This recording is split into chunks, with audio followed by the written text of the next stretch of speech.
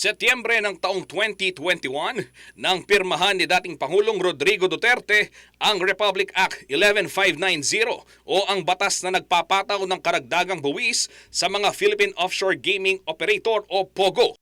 Layon umano nitong i-regulate ang lahat ng forma ng legal na sugal at higpitan ang pagbabawal sa operasyon ng mga iligal na pasugalan. Batay pa sa Republic Act 11590, 60% ng total revenue na nanggaling sa POGO ang dapat umanong ilaan sa pagpapatupad ng Universal Healthcare Law. Sa kabila ng pagtutol ng iba't ibang sektor, nanindigan noon ang Administrasyong Duterte na makatutulong sa higit na pagpapalago ng ekonomiya ng bansa ang mga POGO. Ganito rin ang isa sa mga naging pahayag ni Mayor Jing Capil ng Porac, Pampanga matapos salakayin ng mga otoridad ang Mega POGO Hub sa Sitio Pulong Maba, Barangay Santa Cruz sa kanilang bayan na pinatatakbo ng Lucky South 99 Outsourcing Corporation. Sa flag ceremony ng Porac LGU noong June 10, sinabi ni Capil na kinukundina niya ang karumal-dumal na krimen kaugnay ng POGO, subalit iginiit niyang ito ay mga legal daw na negosyo. In POGO 2016 pa, it's a law.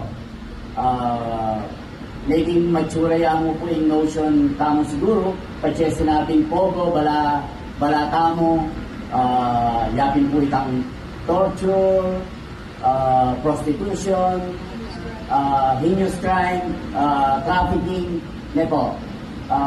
POGO per se is a legitimate business. Sa pagdinig na isinagawa ng Sangguniang Panlalawigan ng Pampanga kaugnay ng Mega POGO Hub sa Porac ngayong Biyernes, June 14, muling iginiit ni Capil na lehitimo ang operasyon ng mga POGO. POGO per se is a legitimate business. It is recognized by law. Lucky South was regulated by PAGCOR. Nakakalungkot po at nakakagigil na dapat sanang lehitimong negosyo ay nagamit sa di karapat-dapat na mga gawain. Pero para kay Pampanga Chamber of Commerce and Industry Incorporated o PAMCHAM past President Rene Romero, legal man ang POGO, wala pa rin itong naging magandang ambag sa mga negosyante dito sa lalawigan ng Pampanga. Wala po kaming nararamdaman o nakikitang benepisyo sa mga pogong ito. Hindi po namin nakikita o nababanggit ng mga kasamahan namin sa business community na sila ay kumikita dahil nagsusupply sila ng mga pagkain o mga damit o mga hardwares nung ginawa yung mga buildings na yan, no? Kahit sa usapin umano ng employment opportunities, hindi rin nabibiyayaan ang mga Kapampangan ayon pa kay Romero.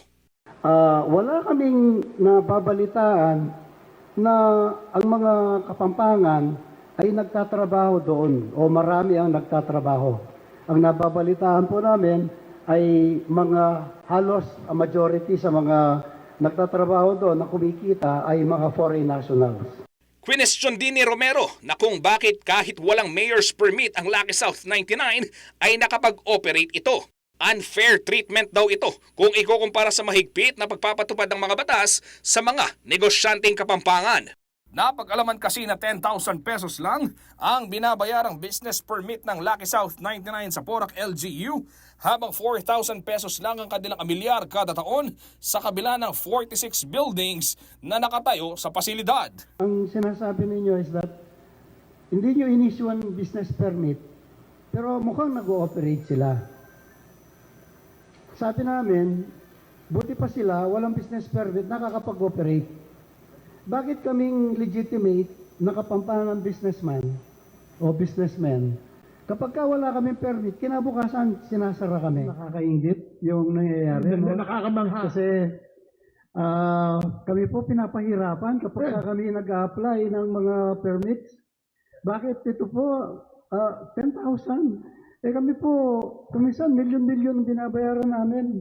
Ayon pa sa negosyante, labis na nakasisira raw sa imahe ng lalawigan ng presensya ng mga POGO, kaya naman dapat na raw itong ipagbawal, legal man o illegal. Yung reputasyon ng Pampanga bilang isang business-friendly province or locality, ay apektado po dito. Kami po ay nakikiusap sa inyo. Hinihingi po sana namin kung pwede, magdeklara kayo na bawal ang pogo dito sa ating probinsya, whether legal or illegal. Bakit po pati legal? Kasi po yung mga legal, si mismong Senator Risa Hontiveros, nabanggit niya, magpapalisensya siya na ng legal, after a while, makikita mo nag-ooperate siya ng illegal. Justin Dizon, CLTV 36 News.